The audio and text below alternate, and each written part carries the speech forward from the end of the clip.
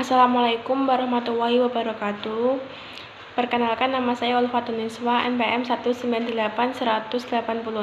Di sini saya sebagai ketua dari kelompok 1 dan juga sebagai moderator presentasi video dari tugas perkuliahan hukum bisnis. Saya di sini akan memperkenalkan nama anggota dari kelompok saya. Yang pertama, saya sendiri Ulfatun Niswa, NPM 198-186. Yang kedua, Yuliana Nuraini, NPM 198-199. Yang ketiga, Vera Yuhanisa, NPM 198-192. Yang keempat, Anissa Fitri Damayanti, NPM 198-193. Yang kelima, Elin Gita Maulina, NPM 198-189. Yang keenam, Hendri Septa, MTM 198-10105. Yang ketujuh, Setia Purnomo, NPM 198-10103. Inilah presentasi dari kelompok kami yang berjudul Lembaga Penjamin Simpanan. Nama saya Ulfatun Niswa, NPM 198-186. Di sini saya akan menyampaikan slide kedua dari PPT kelompok kami, yaitu mengenai latar belakang pendirian Lembaga Penjamin Simpanan atau sering disebut juga LPS, yaitu sebagai berikut. Krisis moneter dan perbankan yang melanda Indonesia pada tahun 1998 yang ditandai dengan dilikuidasinya 16 bank yang mengakibatkan menurunnya tingkat kepercayaan masyarakat terhadap sistem perbankan. Untuk mengatasi krisis seperti itu, pemerintah mengeluarkan beberapa kebijakan, diantaranya memberikan jaminan atas seluruh kewajiban pembayaran bank termasuk simpanan rakyat, yaitu sering disebut juga blanket guarante. Hal ini ditetapkan dalam keputusan Presiden nomor 26 tahun 1998 tentang jaminan terhadap kewajiban pembayaran bank umum dan keputusan Presiden nomor 193 tahun 1998 tentang jaminan terhadap kewajiban pembayaran bank perkreditan rakyat. Terima kasih. Kelompok kami mengenai kewenangan LPS dalam penyelesaian dan penanganan bank gagal serta kerahasiaan data dari LPS. Yang pertama, saya akan menyampaikan dulu mengenai kewenangan LPS dalam penyelesaian dan penanganan bank gagal, diantaranya yaitu 1. Mengambil alih dan menjalankan segala hak dan wewenang para pemegang saham. Yang kedua, menguasai serta mengelola aset dan kewajiban bank gagal yang diselamatkan. Yang ketiga, menjual dan mengalihkan aset tanpa persetujuan debitur atau kewajiban tanpa persetujuan kreditur. Yang keempat, meninjau ulang, membatalkan dan mengakhiri serta mengubah setiap kontrak yang mengikat bank gagal yang diselamatkan dengan pihak ketiga. Yang kedua, saya akan menyampaikan mengenai kerahasiaan data dari LPS. Dewan Komisaris, pegawai eksekutif, dan para pegawai LPS wajib merahasiakan semua dokumen, informasi, dan catatan yang diperoleh atau dihasilkan dari pelaksanaan tugasnya yang harus dirahasiakan berdasarkan undang-undang. Assalamualaikum warahmatullahi wabarakatuh. Saya akan mempresentasikan slide ketiga lanjutan dari slide kedua mengenai Lembaga Penjamin Simpanan atau LPS.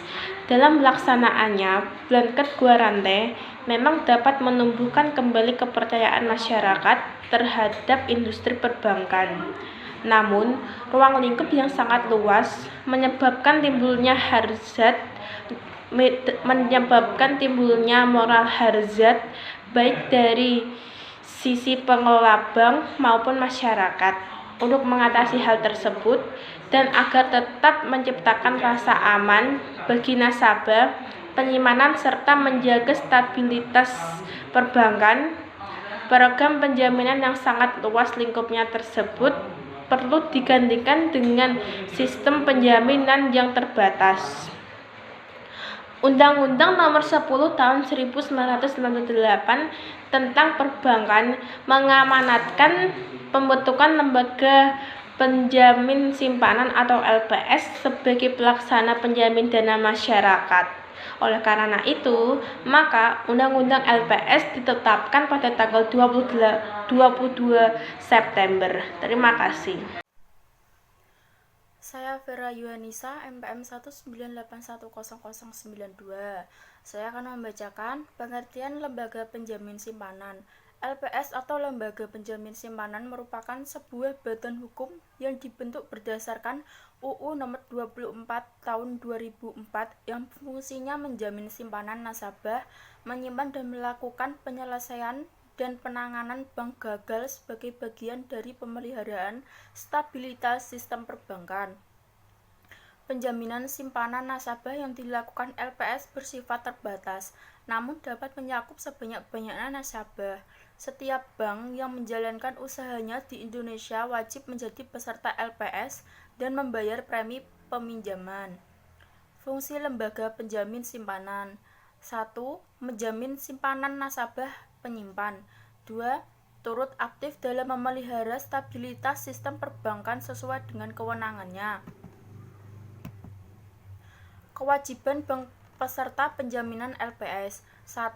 Menyerahkan dokumen salinan AD, akta pendirian, perizinan, dan tingkat kesehatan bank. 2. Membayar kontribusi kepesertaan sebesar 0,1% dari ekuitas. 3. Membayar premi peminjaman. 4. Menyampaikan laporan secara berkala. 5. Memberikan data, informasi, dan dokumen yang dibutuhkan kepada LPS. 6. Menempatkan bukti kepesertaan atau salinannya di kantor bank. 6. Surat pernyataan direksi, komisaris, dan pemegang saham tentang komitmen dan kesediaan untuk memenuhi ketentuan LPS, bertanggung jawab atas kelalaian dan pelanggaran, dan kesediaan melepaskan segala hak jika bank menjadi bank gagal yang diselamatkan atau dilikuidasi.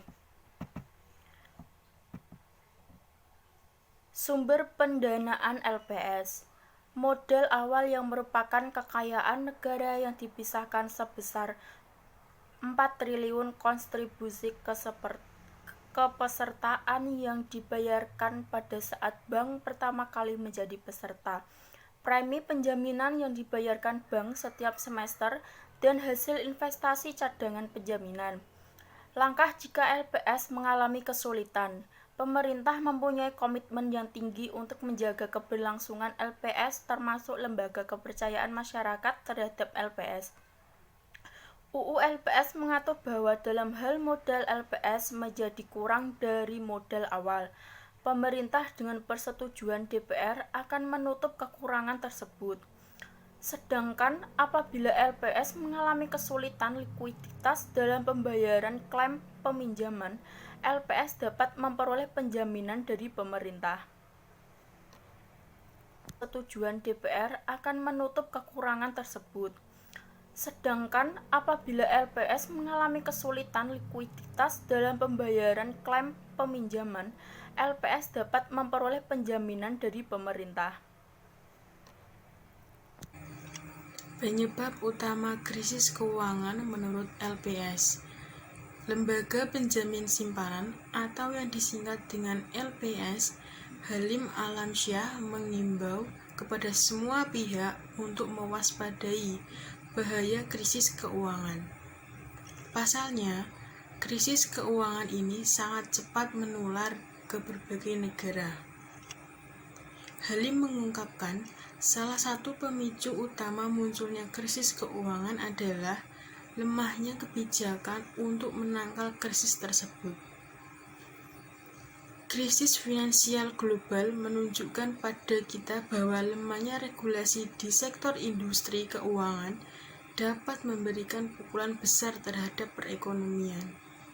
Katanya, menurut Halim, meski perekonomian global dalam kondisi yang positif, namun setiap negara harus mewaspadai terjadinya krisis keuangan.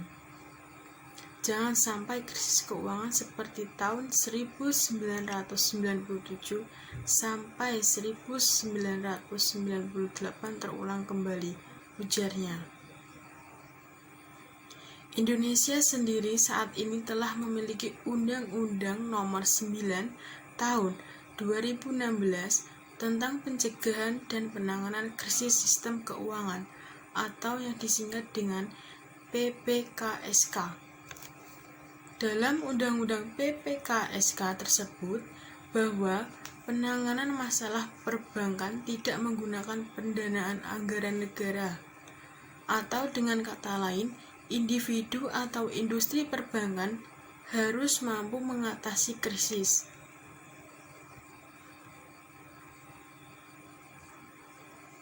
Untuk di level perbankan, penguatan dilakukan melalui penguatan bantalan permodalan serta likuiditas, khususnya untuk bank yang masuk kategori sistemik. Sedangkan di level industri, penggunaan dilakukan dengan program penjaminan simpanan yang diatur dalam Undang-Undang LPS dan melalui pendanaan untuk penanganan krisis perbankan.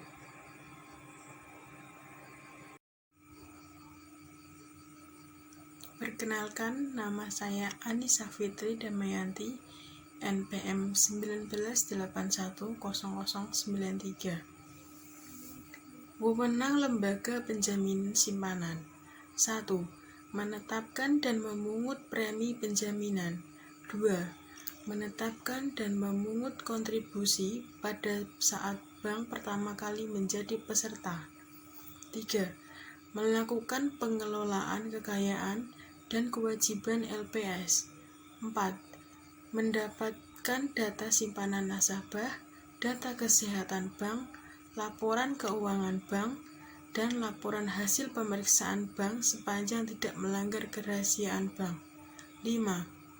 Melakukan rekonsiliasi, verifikasi, dan atau konfirmasi atas data tersebut pada angka 4. 6. Menetapkan syarat, tata cara, dan ketentuan pembayaran klaim. 7. Menunjuk, menguasakan, dan atau menugaskan pihak lain untuk bertindak bagi kepentingan dan atau atas nama LPS guna melaksanakan sebagian tugas tertentu. 8. Melakukan penyuluhan kepada bank dan masyarakat tentang penjaminan simpanan. 9. Menjatuhkan sanksi administratif. Assalamualaikum warahmatullahi wabarakatuh. Nama saya Ellen Gita Maulina, NPM 19810089. Di sini saya akan menjelaskan materi dari lembaga penjamin simpanan dari poin ke-10 dan ke-11.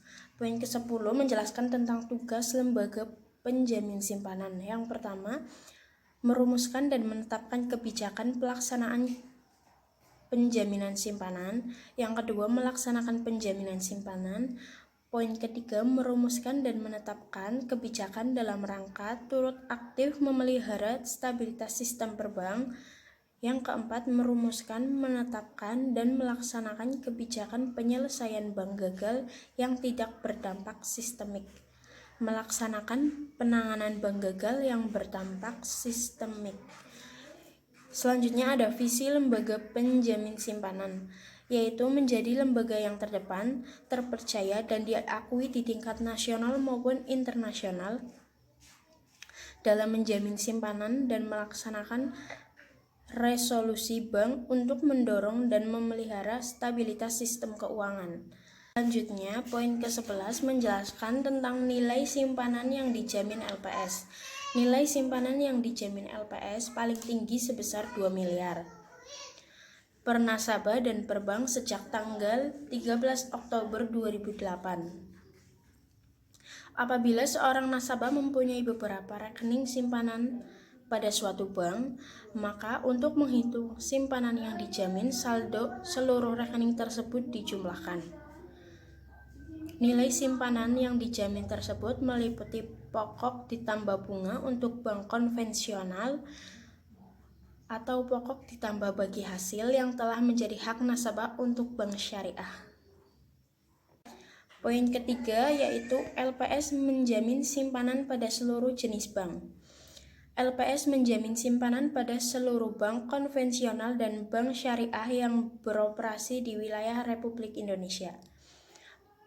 Baik bank umum, bank asing, bank campuran, bank swasta nasional, bank pembangun daerah, dan bank milik pemerintah, maupun bank perkreditan rakyat atau BPR. Perkenalkan, nama saya Idris Septa Widya Pratama, NPM 198101005 dari kelas 3B Manajemen.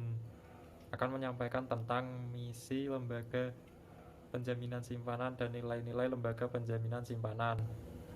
Misi lembaga penjaminan simpanan 1. Menyelenggarakan penjaminan simpanan yang efektif dan efisien dalam rangka melindungi nasabah agar nasabah merasa nyaman, aman, dan terlindungi. 2. Melaksanakan resolusi bank yang efektif dan efisien.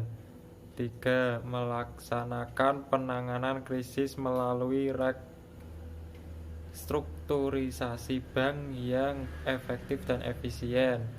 Dan 4. Berperan aktif dalam mendorong dan memelihara stabilitas sistem keuangan nasional. Keempat, misi tersebut dilaksanakan melalui organisasi yang kompeten. Nilai-nilai lembaga penjaminan simpanan. 1. Integriti, yaitu berkata jujur, bertindak independen sesuai dengan kode etik, dan selalu mengedepankan kepentingan lembaga daripada kepentingan pribadi. 2. Collaboration, yaitu mengedepankan kerjasama dan saling mendukung dengan sikap terbuka dan prasangka yang baik, saling percaya dan menghargai untuk mencapai tujuan lembaga yang sudah disepakati bersama. 3. Accountable, yaitu berani bertanggung jawab atas segala tindakan atau keputusan yang diambil sesuai kebijakan atau peraturan yang berlaku dengan mempertimbangkan resiko-resiko apa saja yang akan dihadapi nantinya.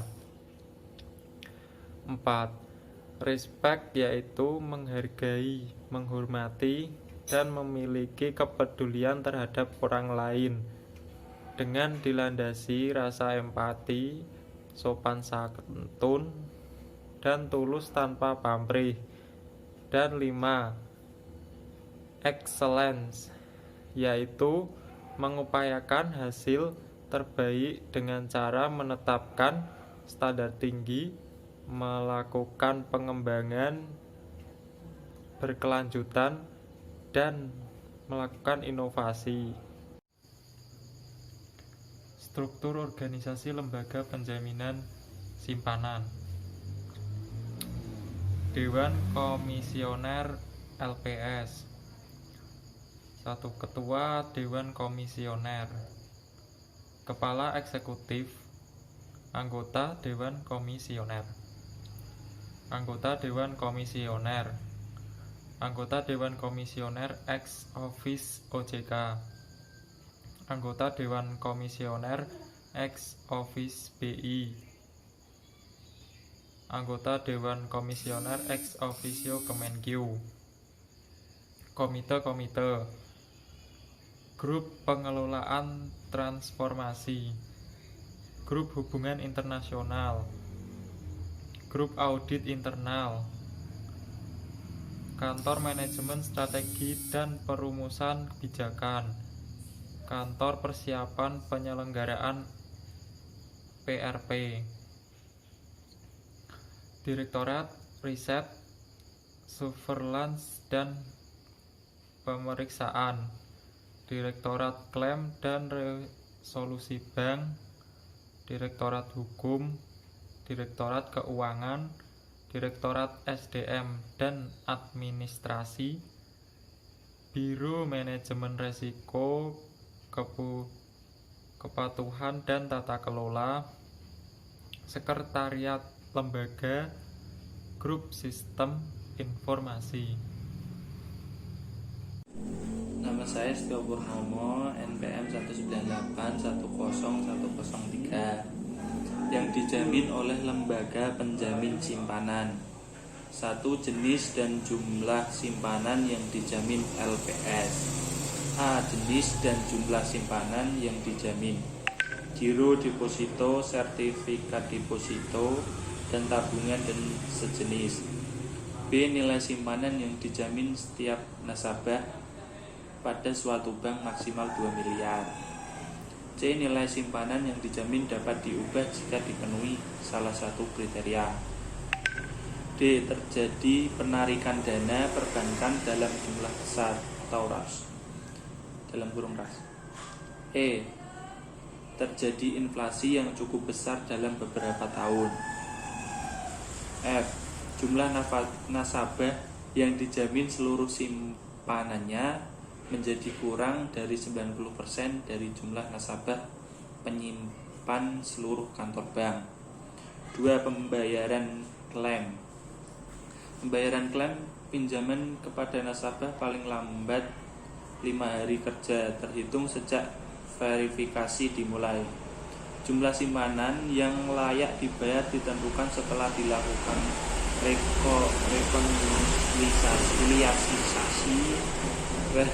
verifikasi selambat-lambatnya 90 hari setelah izin usaha bank dicabut.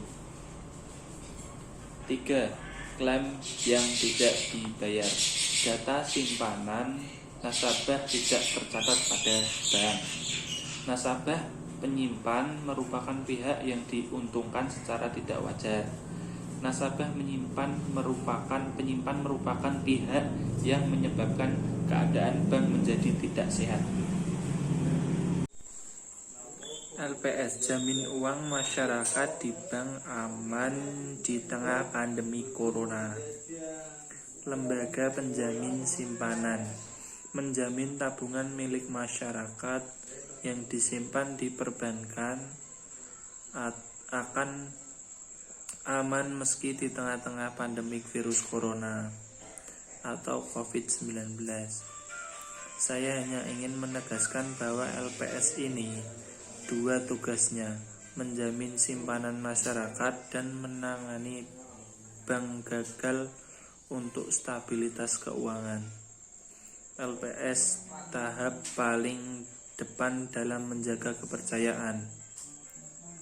Ini perlu antisipatif, kata Ketua LPS Halim Almansyah. Saya Yuliana Nur Aini, NPM 19810099. Saya akan menjelaskan pentingnya suatu lembaga penjamin simpanan atau LPS. LPS merupakan penyempurnaan dari program penjaminan pemerintah terhadap seluruh kewajiban bank atau blanket guarante yang berlaku di masa lalu tahun 1998 sampai 2005. Kebijakan blanket guarante di satu sisi dapat meningkatkan kepercayaan masyarakat terhadap perbankan. Namun, di sisi lain, kebijakan tersebut telah membebani keuangan negara dan dapat menimbulkan moral hazard bagi pelaku perbankan dan nasabah. Dengan mempertimbangkan dampak negatif tersebut, serta memperhatikan membaiknya kondisi perbankan, kebijakan blanket guarante telah diputuskan pada tahun 2005. Namun, pemerintah menilai bahwa suatu bentuk penjaminan simpanan masih akan tetap diperlukan untuk memelihara kepercayaan masyarakat terhadap industri perbankan dan dapat meminimumkan risiko yang membebani anggaran negara atau risiko yang menimbulkan moral hazard. Berdasarkan UU LPS, penjaminan simpanan nasabah tersebut dilaksanakan oleh LPS. Selanjutnya, LPS tegaskan naik turun rupiah adalah hal biasa bagi dunia usaha.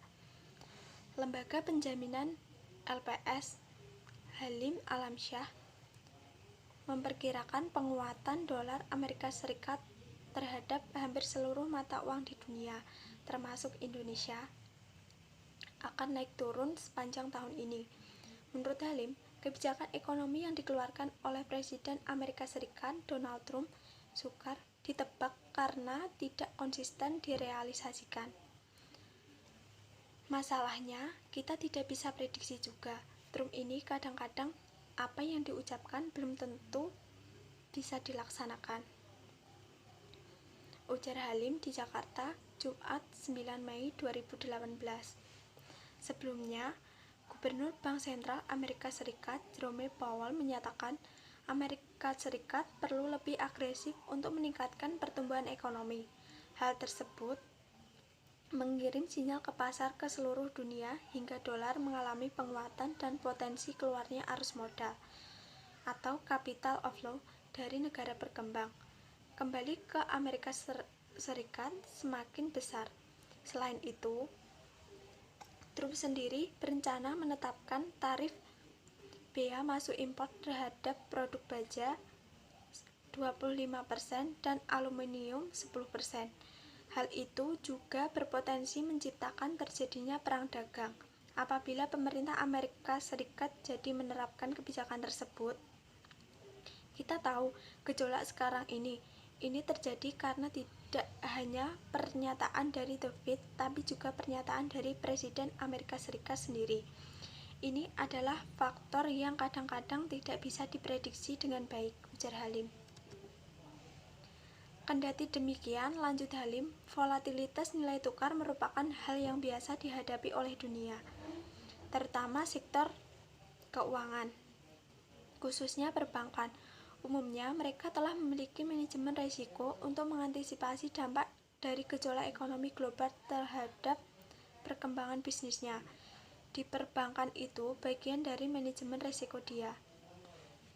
Jadi, dia tidak akan ada masalah karena dia ada penerimaan dari sisi dolar dan sisi non-dolar. Dan saya rasa mereka netral, tergantung mereka bisa punya posisi. Kalau mereka percaya rupiah akan melemah, mereka lebih banyak pegang dolar.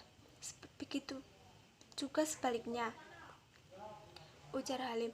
Sementara itu, dari sisi dunia usaha, dampak penguatan dolar Amerika Serikat terhadap rupiah sendiri akan dirasakan oleh eksportir dan importir yang dalam transaksinya dipengaruhi oleh perkembangan nilai tukar. Eksportir tentu senang kalau rupiah melemah karena ia akan dapat rupiah lebih banyak. Tapi bagi importir akan lebih mahal. Oleh karena itu, ada ketentuan harus hedging duluan supaya pengaruh dari volatilitas dari rupiah tidak besar, kata Halim. Demikian presentasi video dari kelompok 1. Saya mewakili teman-teman mengucapkan terima kasih banyak atas partisipasi dari teman-teman dan mengucapkan maaf apabila ada tutur kata yang kurang berkenan. Wassalamualaikum warahmatullahi wabarakatuh.